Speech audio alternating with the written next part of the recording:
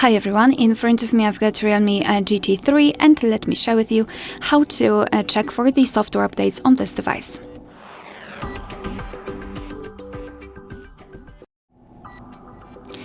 So first of all, make sure that you've got the internet connection because it is required, and simply for checking for the updates you can use Wi-Fi or mobile data.